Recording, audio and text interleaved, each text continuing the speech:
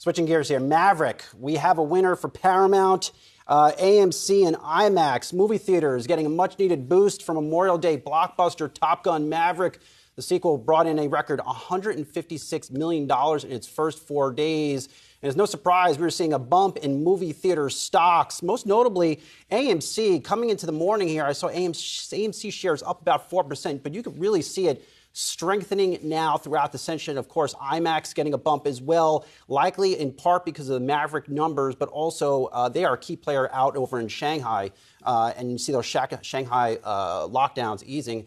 And you know what? I'm bringing out my aviators. You got to bring out the Ray-Ban aviators. This whole segment. Yeah. Okay. So, I mean, this really speaks to the lineup that we have coming over the course of this summer, too. And I'm glad we have that on the screen, too, for our viewers, because this is kind of a no excuses environment.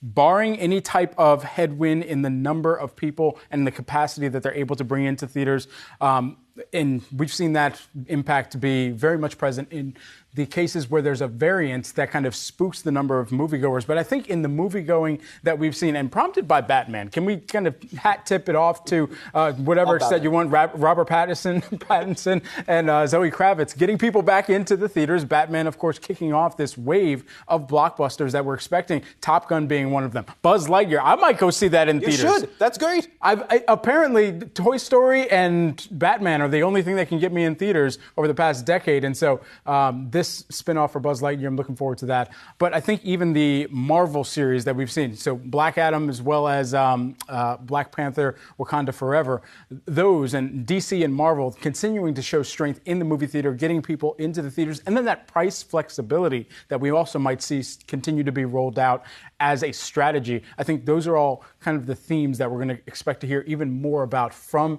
the likes of AMC and other movie theater chains over the course of this summer. Yeah, a couple nuggets. Big winner here is Paramount. Yeah. This is Top Gun. This is their flick.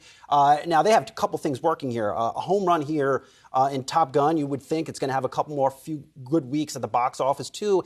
They just reported a couple weeks, very strong numbers in streaming. So for the first time in a long time, you look at a Paramount, they have multiple levers working in their favor. You have the streaming numbers strong, Paramount Plus, and you have strength in their movie theater lineup, which is a good thing.